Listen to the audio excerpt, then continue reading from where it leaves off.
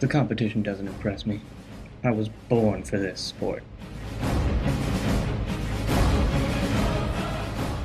Once I get in the zone, I'm invisible.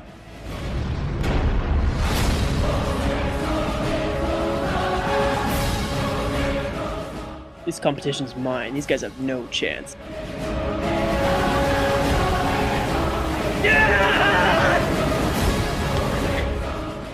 This sport takes speed, strength, agility, and good looks. And do I have all those? Of course.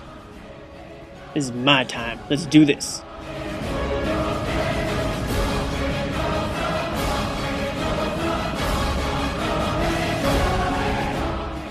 I follow people on Facebook, I follow people on Twitter, I follow people on the street. I've been training all my life for this. Each day I eat 22 African gumba berries and try and fight my own reflection 12 times. I usually succeed.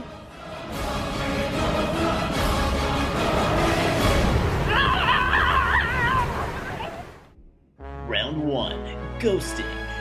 Ghosting is when competitors walk as close as they can behind passers-by. Longest ghost wins the round. Our rules of the stretch for tonight's matchup. Ghosters will play out 2 preliminary rounds, followed by 1 round of sudden death. No biting, grabbing, or groin shots are permitted. In the event of a tie, judges will decide the outcome based on competitors' ghosting swagger, style, and personal space control. And here comes Tor McClellan, fresh-faced young gentleman ghosting out of Osgood, Ontario. Well, that's right, Ed. Torn, of course, posting an impressive undefeated record in the Personal Space Invading Championships. Well, Jim, that's because Torn has never actually competed in the Personal Space Invading Championships. That's right, Ed. Well, let's see what Torn can do as he breaks away from his water fountain decoy and into his first professional ghost. On a successful attachment for Torrin McClellan, passers-by now appear to be taking notice, Ed. Oh, and that's 8.9 seconds, a solid start for Torrin. Absolutely, we'll have to see what Jacob Schultz has in the tank for his first round. And tip of the hat to Jacob Schultz as he kicks off his first ghost on a clearly distracted target. Well, that's right, Ed. Jacob Schultz appears to have chosen the dragon attachment technique, a style coming our way from some of the Australian greats. That's right, Jim. And he stumbles it up. But he salvages the ghost with a classy finish, 8.43 seconds. And Lil Al McBally now putting on her game face for this next round. Well, that's right, Ed. Let's see if her ghost can live up to her face. What does that even mean? That's right, Ed. And looks like a busy day for ghosting here in the nation's capital. A lot of potential targets for our new ghoster, Layla Al McBally. Layla Al McBally now coming out of nowhere, appears to be closing fast on her target. She has selected her mark, walking very close indeed behind this target, Ed. Absolutely. Layla's getting settled in now. Notice how she's trying to avoid crossing shadows with her target to avoid detection by... Oh, and a good ghost with a modest finish. 13.22 seconds is the time. Well, shadows, of course, always a big issue for the higher level ghosters. Isn't that right, Ed? Absolutely, Jim. Proper shadow control, in my experience, is something that really distinguishes the novice ghosters from the pros. After round 1, Layla Al McBally opening up a sizable lead over her opponent. And Tor McClellan now breaking out some never-before-seen stretches in the history of ghosting. Let's see how these affect his ghosting game. Absolutely, and we'll notice right off the bat he has in fact chosen to go with a change of venue, moving from the park to the university main campus, Ed. Absolutely. You gotta wonder what his coaching staff is thinking. Such a radical change of venue when the stakes are so high for Torrin. Well, and Torrin McClellan scoping out his next target, awaiting his second approach of the match, Ed. Absolutely. And it looks like a pretty creepy approach here by Torrin McClellan as he moves into the target. A classic example of the tall on short ghosts. Well, a TOS strategy among the high-risk, high-reward strategies of professional ghosting as he closes in on his target now. Oh! Caught out at 10.35 seconds on a shoulder check. He's got to be disappointed, Ed. Absolutely. And Tor McClellan now on the ropes. Let's see if this deals a blow to his championship ambitions.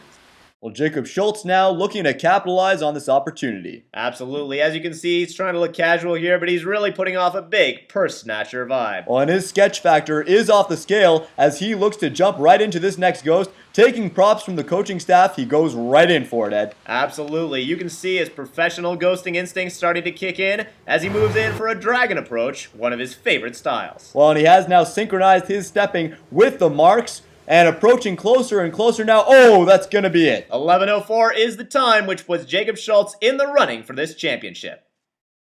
Layla Al-Muqbali now looking to match her impressive performance in round number 1. Absolutely, Jim. And as you can see, she's adopted a classic squat and stalk approach, scoping out the street for possible ghosting targets. An interesting strategy there, Ed. Yes, it is indeed, and it looks like Layla has zeroed in on one of her targets. She's moving in, she's closing the distance, and she's engaged. Layla Al-Muqbali now following the target very close and mimicking her walking style. Absolutely, and this arm synchronization is really something to watch out for. Layla's now feeling very confident. She's really playing around, messing around in the target's personal space. Oh, takes out the target's shoe. Layla Al-Muqbali takes out the target's shoe and knocks our socks off with that ghost. Yes, indeed. This is a perfect example of what can happen when you fly too close to the sun in this sport. Let's take a look now at our leaderboard. Well, Layla Al-Muqbali, after 2 rounds of ghosting, still the clear frontrunner, with Torrin McClellan, unfortunately, the first casualty of this elimination round. Who would have thought this would come down to a contest between Jacob and Layla? Absolutely, Ed. Tensions now mounting as we look forward to this last championship round of freestyle ghosting. Freestyle ghosting is exactly like ghosting, but much freer in style. Jacob Schultz now preparing himself mentally for the task ahead. That's right, Jim. And as you can see, Jacob is still rocking that purse snatcher vibe from earlier, checking out passers-by from behind a tree in the public park.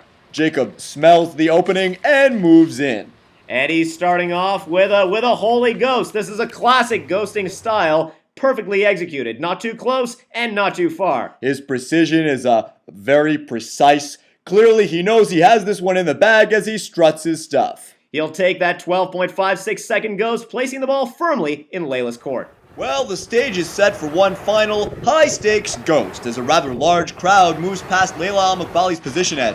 Yeah, and Layla will probably let these people go. Ghosting a group of people is a dangerous game that increases your odds of detection and damages your ghosting stats. Well, hang on, wait a second. Holy she is going in. Layla Al-Muqbali now picking off the straggler like a cheetah, stalking a gazelle-like animal.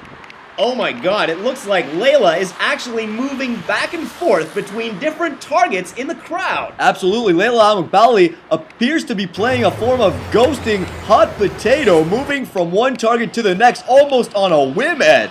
This is absolutely unprecedented. I have never seen this in my entire career. And it is all over. Yes, indeed. With a 24.68 second final ghost, the winner of the 2011 Ghosting Championships is Layla Al-Muqbali. Layla's coaching staff clearly ecstatic about their teammates' victory. Back to you in the studio.